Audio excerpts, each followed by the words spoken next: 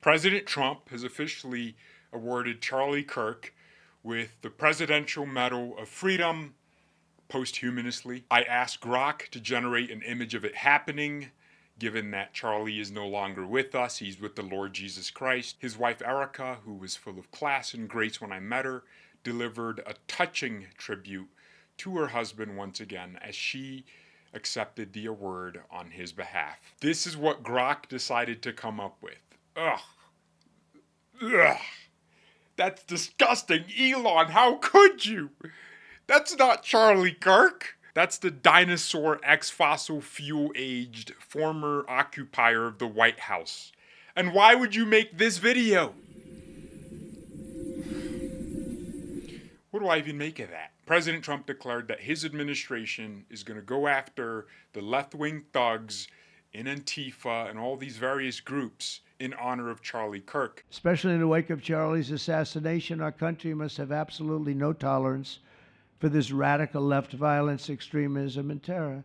We're done with the angry mobs, and we're not going to let our cities be unsafe. We're going to make sure our cities are safe. When you have Chicago, where they had 4,000 people murdered over a very short period of time, 4,000 people, and then we have a governor stand up and say, oh, things are going swimmingly. No, they're not.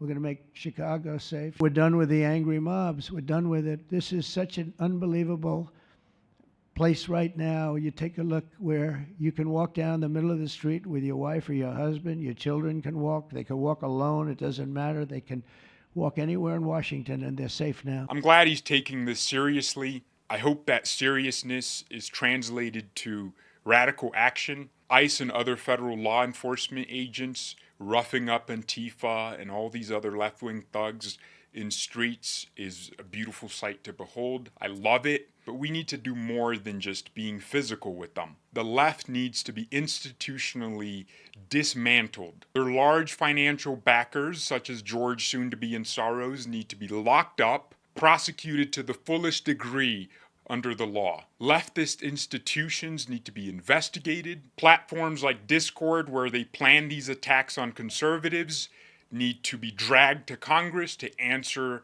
questions. Big tech needs to answer why their platforms are being used to plan tragedies. This needs to be a whole of government effort. It can't just be about ICE protecting federal facilities from thugs.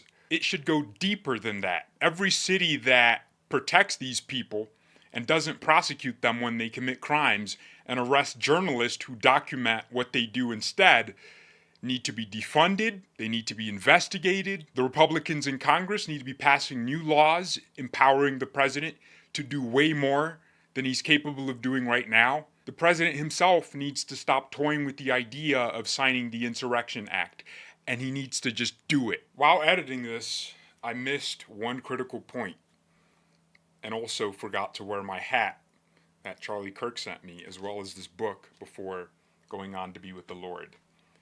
One last point. After that tragedy we watched on September 10th, we saw millions of people we considered our countrymen, Americans, on social media celebrating what happened. It's not just about dealing with the thugs in the streets. We need to find these people who celebrate on social media, every single commenter, every single TikToker, every single person who celebrated. They must be found and ostracized from polite society. They shouldn't be allowed to have jobs. They shouldn't be allowed to have bank accounts. They shouldn't be able to buy a home. There must be a social penalty for acting this way. The State Department revoking visas of foreign nationals in the United States who were celebrating is a beautiful step. Do more of that. Our cities are not safe. And it's not just because we have millions of illegals in this country. We do, certainly. It's also because our politicians refuse to enforce the law.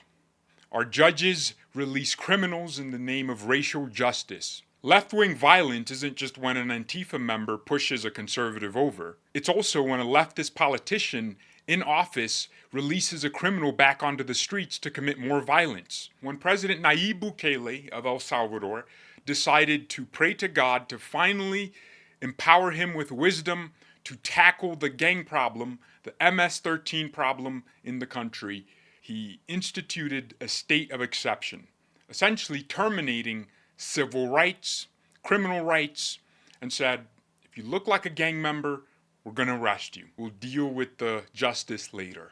We just need to get you off the streets. We don't have to do that in the United States. Most of our crimes are committed by the same people. If it's robberies and so-called petty crimes, it's going to be adolescent black men. If it's murders, it's repeat offenders. We don't have to guess. We can tackle this crime problem by just enforcing the laws on the books, not giving mercy to the criminals, but actually giving justice to the victims.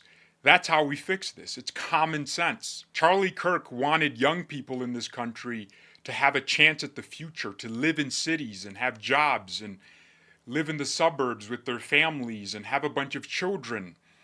And we can't do that if we're terrified of our cities. Let what happened to Charlie Kirk be a motivator to restore justice in this country and to tackle this illness, this sickness on the left, to dismantle their institutions, to arrest their financiers, and to finally put an end to this nightmare. Because if we lose in 2028, the left will come back with a vengeance. So we have to finish the job now, disorganize them, so much so they have no organization for a very long time. They have to be scattered. Thank you all very much for watching. God bless. Rest in peace to Charlie Kirk, and goodbye.